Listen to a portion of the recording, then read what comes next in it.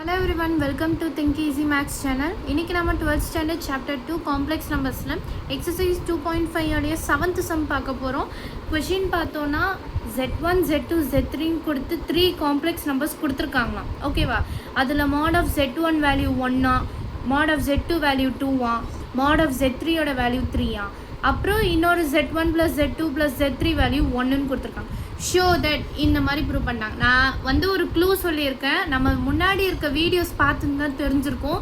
இந்த மாதிரி type of sums வரும்போது ஃபஸ்ட்டு நம்ம என்ன பண்ணணும்னு சொல்லியிருக்கேன்னா, இந்த மாட் ஆஃப் ஜெட் இருக்கு பார்த்தீங்களா, இது எல்லாத்துக்கும் ஸ்கொயர் எடுத்துக்கோங்க அப்படின்னு சொல்லியிருப்பேன் இல்லையா? ஒவ்வொன்றுத்துக்கும் ஸ்கொயர் எடுத்துக்கணும். அதுதான் நம்மளோட அந்த சின்ன ஹிண்ட்டு தான் அது. ஓகேவா? இப்போ நான் அந்த ஆன்சர் போட்டு காமிக்கிறேன் பாருங்க. z1 ஸ்கொயரை வந்து 1ன்னு எடுத்துப்போம். அப்போ என்ன ஆகும், எனக்கு mod of z1 square 1 ஆச்சுனாலும் எனக்கு அந்த z1 into z1 bar equal to 1 ஆகுமா? அப்போ z1 bar is equals to 1 by z1 மாறுமா? அப்போ இது என்னுடைய z1 bar உடைய வேல்யூ இல்லையா? அதே மாதிரி mod of z2க்கு போடுறேன். mod of z2 the whole square equal to 4 ரெண்டு பக்கமும் ஸ்கொயர் பண்ணும்போது எனக்கு அங்கே 2ன்னு இருக்கிறது 4ன்னு மாறிடுமா? 2ன்னு எனக்கு 4ன்னு மாறிடுச்சுன்னா அப்போ எனக்கு z2 பார் எனக்கு என்ன ஆகிடும், 4ன்னு ஆகிடும். அப்போ z2 bar equal to 4 by z2ன்னு மாறிடும். ஓகேவா? இது எனக்கு z2க்கு. அப்போ mod of z3 the whole ஸ்கொயருக்கு என்ன ஆகும், 3ன்னு கொடுத்துருக்காங்க. அப்போ இது 3 ஸ்கொயர் என்ன ஆகும், 9 ஆகும். z3 பாரோட value 9. அப்போ z3 bar is equals to 9 by z2ன்னு மாறிடுமா, சாரி z3ன்னு மாறிடுமா? இப்போ எனக்கு 3 வேல்யூஸ் கிடச்சிச்சு. இதை வச்சு நான் சிம்பிளாக போட்டு போயிடுவேன். இப்போ எனக்கு ப்ரூவ் பண்ண வேண்டியது என்னது, இதுதானே எனக்கு ப்ரூவ் பண்ணணும். அது ஈக்குவல் டு 6ன்னு நான் ப்ரூவ் பண்ணணும் இல்லையா? ஸோ இப்போ அந்த கொஷினே எடுத்து எழுதிக்கலாம். கொஷினை எடுத்து எழுதணும்னா எனக்கு இப்போ நமக்கு இதுதான் கொஷின் இல்லையா? இப்போ நான் வந்து இதை கொஞ்சம் மாடிஃபை பண்ணி எழுதிக்கலாமா? எப்படி மாடிஃபை பண்ணி எழுத போகிறோம் அப்படின்னு பார்த்தோன்னா, முதல்ல எல்லாத்துலேருந்தும் z1 z2 z3 காமனாக எடுத்துருவோம்.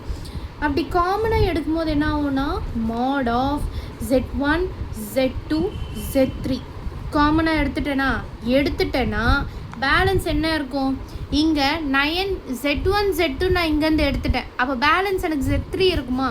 அப்போ அது டிவிஷனில் போடுங்க. 9 divided by z3 ப்ளஸ் அதே மாதிரி இங்கே எனக்கு z1 z3 இருக்குது. அப்போ இது எப்படி தெரியுமா, நீங்கள் டிவைட் பண்ணுவீங்க. z1 z2 z3ன்னு டிவைட் பண்ணும்போது எனக்கு z1 z3 கேன்சல் ஆகிடும், கீழேயும் z1 z3 கேன்சல் ஆகிடும். அப்போ பேலன்ஸ் என்ன இருக்குமோ அதை தான் எடுத்து எழுதுறேன். ஓகேவா? ப்ளஸ் z2 அதே மாதிரி 1 by z1 இல்லையா? ஓகே, இப்போ நம்ம இதை எழுதியாச்சு. இப்போ அடுத்து என்ன பண்ணணும் அப்படின்னு பார்த்தோன்னா, மாடுலஸ் தனித்தனியாக எல்லாருக்கும் எடுத்து எழுதுங்க. தனித்தனியாக எழுதிங்கன்னா எனக்கு z1 mod z1 mod z2 mod z3 into இந்த இடத்துல இப்போ நம்ம என்ன பண்ண போகிறோம்னா, ஒரு சின்ன இது வந்து நம்ம ஏற்கனவே எங்கேயோ பார்த்த வேல்யூ மாதிரி இருக்கே, மேலே இருக்கு பாருங்க. 9 by z3 வந்து எனக்கு z3 bar, 4 by z2 z2 bar, 1 by z1 value வந்து z1 பார். அப்போ நமக்கு சம் ஈஸியாக எப்படி ஷார்ட் ஃபார்ம் ஆகிடுச்சு பாருங்கள். அப்போ இந்த இடத்துல அதுக்கு பதிலாக z3 பார்னு எடுத்துக்கிறேன், z2 பார்னு எடுத்துக்கலாம், z1 பார்னு எடுத்துக்கலாம். அப்படி எடுத்துகிட்டு அப்புறம் திரும்ப modulus of z1 modulus of z2 into modulus of z3. இப்போ இது எல்லாத்தையும் சேர்த்து போட்டிங்கன்னா உங்களுக்கு கம்பைன் ஆகிடும், இந்த பாரு நெக்லெக்ட் ஆகிடும். ஏன்னா உங்களுக்கு ஒரு ஸ்டெப்புக்காக நான் திரும்ப எழுதுகிறேன். ப்ளஸ் z3 த ஹோல் பார்னு ஆகிடும். ஓகேவா? இப்போ அடுத்து என்ன பண்ணணும், z1 into z2 into z3 into z1 plus z2 plus z3. Okay, இந்த வேல்யூஸ்லாம் நமக்கு தெரியுமா? கொஷினில் கொடுத்துருக்காங்கன்னா எஸ் கொடுத்துருக்காங்க. நம்ம ஏற்கனவே பார்த்த கொஷினில் mod of z1, ஒரு நிமிஷம், mod of z1 வேல்யூ 1ன்னு, mod of z2 வேல்யூ வந்து 2ன்னு, mod of z3யோட வேல்யூ வந்து 3ன்னு பார்த்துருக்கோம். அப்போ அந்த வேல்யூஸை சப்ஸ்டியூட் பண்ணோன்னா 1 into இன்ட்டு 3 இல்லை மாட் of Z1 + Z2 Z3 value எனக்கு 1ன்னு கொடுத்துருக்காங்க.